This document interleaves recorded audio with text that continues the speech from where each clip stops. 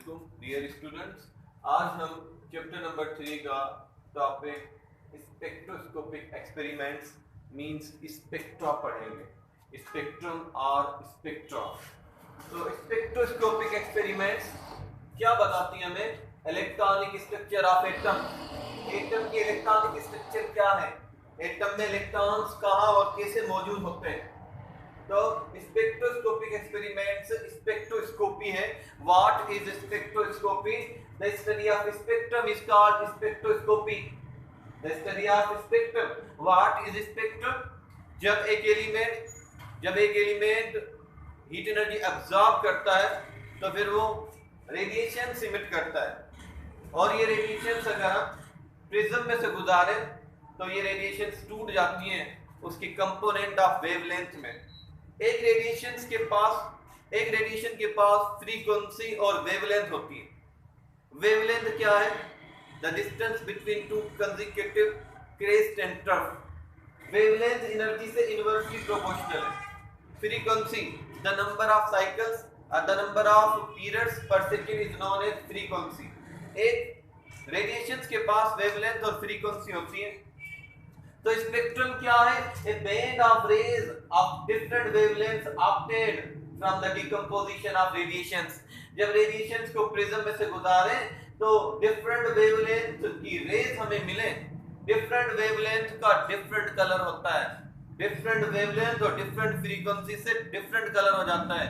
6666 जो कलर है, 6666 जो कलर्स हैं, उनकी वेवलेंथ और फ्रीक्वेंसी, उनकी वेवलेंथ और फ्रीक्वेंसी डिफरेंट है। सो स्पेक्ट्रम क्या है?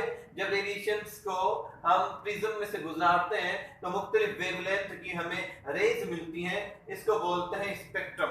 और स्पेक्ट्रोमीटर में हमें स्पेक्ट्रम मिलता है। स्पेक्ट्रोमीटर जो है ये apparatus से डिवाइस है, इसमें हमें स्पेक्ट्रम मिलता है। स्पेक्ट्रम दो किस्म के होते हैं, emission spectrum and absorption spectrum. Emission spectrum and absorption spectrum. Emission spectrum क्या है? Spectrum of electromagnetic radiations emitted by source. जब एक कंपाउंड जब एक सोर्स रेडिएशंस इमिट करती है, उस इमिटेड रेडिएशन से जो हमें स्पेक्ट्रम मिलता है उसको बोलते हैं इमिशन स्पेक्ट्रम। दूसरा एब्जॉर्प्शन स्पेक्ट्रम। जब सब्सटेंस रेडिएशन एब्जॉर्ब करता है और उन एब्जॉर्ब रेडिएशंस को हम प्रिज्म में से गुजारे, उसके बाद जो हमें स्पेक्ट्रम मिलेगा वो है absorption spectrum. Spectrum that measures the absorption of radiations की एब्जॉर्प्शन पर जो स्पेक्ट्रम हासिल हो उसको बोलते हैं एब्जॉर्प्शन स्पेक्ट्रम। दोनों के दो टाइप है। Emission spectrum are of two types, continuous spectrum and line spectrum. Here we are concerned with these two spectrums. यहाँ concern है इन दो स्पेक्ट्रम से, continuous spectrum और line spectrum। इसका भी continuous spectrum और line spectrum दोनों होंगे। तो what is continuous spectrum? Continuous spectrum क्या है? When polychromatic light, वो लाइट जिसमें डिफरेंट वेवलेंथ हो, वो लाइट जिसमें मेनी वेवलेंथ्स हो। पॉलीक्रोमेट लाइट, सनलाइट पॉलीक्रोमेट लाइट है, व्हाइट लाइट पॉलीक्रोमेटिक लाइट है, इनकेंडेंस लैंप की लाइट पॉलीक्रोमेटिक लाइट है। पॉलीक्रोमेट लाइट में मुख्तलिफ कलर्स होते हैं। जब पॉलीक्रोमेटिक लाइट को, सनलाइट को शीशे में से गुजार के, स्प्लिट में से गुजार के, शीशे में से गुजार के, प्रिज्म में से गुजारेंगे, ये तीन कोने वाला प्रिज्म है। जब पॉलीक्रोमेटिक लाइट को प्रिज्म में से गुजारेंगे तो this light breaks up into different colours. ये लाइट जो है मुख्तलिफ कलर्स में टूट जाएगी। This band of colour is known as continuous spectrum. White light continuous spectrum देती है। ये 7 कलर बनेंगे, इनको बोलते हैं VIBGYOR. Violet, indigo, blue, green, yellow, orange, red. VIBGYOR red colour थोड़ा डेविएट होगा, वायलेट कलर बहुत ज्यादा डेविएट मुड़ा हुआ होगा। रेड कलर की वेवलेंथ 7000 एंगस्ट्रॉम और वायलेट कलर की जो है वेवलेंथ 4000 एंगस्ट्रॉम होगी।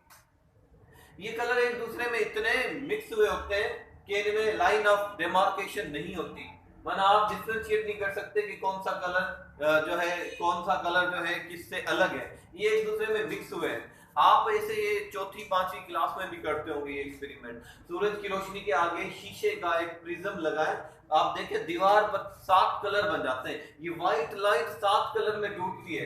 रेनबो जो होता है, रेनबो आप देखते हैं वो भी कंटीन्यूअस स्पेक्ट्रम की मिसाल है, कंटीन्यूअस स्पेक्ट्रम की मिसाल है।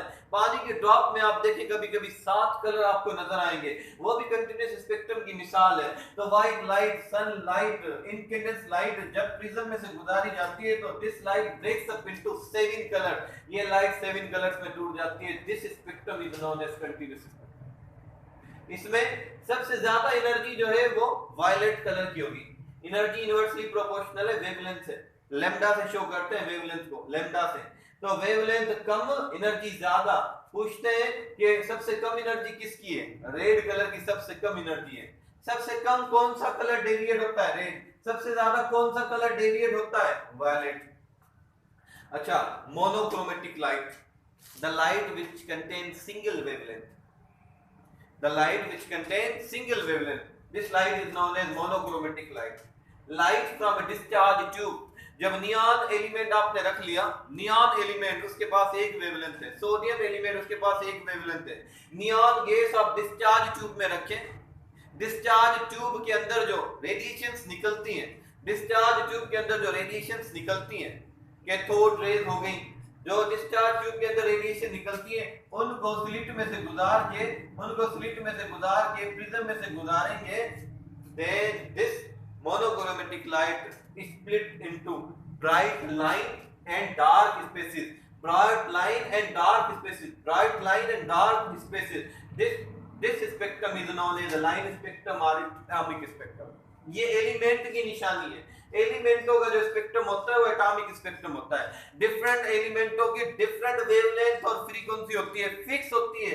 हाइड्रोजन की फिक्स वेवलेंथ और फ्रीक्वेंसी है, सोडियम की फिक्स वेवलेंथ और फ्रीक्वेंसी है, नियॉन की फिक्स वेवलेंथ और फ्रीक्वेंसी है। तो हमें पता चल जाता है एटॉमिक स्पेक्ट्रम से कि एलिमेंट कौन सा है। हर बार एलिमेंट एक जैसी जो है लाइन स्पेक्ट्रम देगा, ब्राइट लाइन डार्क स्पेसिस देगा, ब्राइट लाइन डार्क स्पेसिस देगा।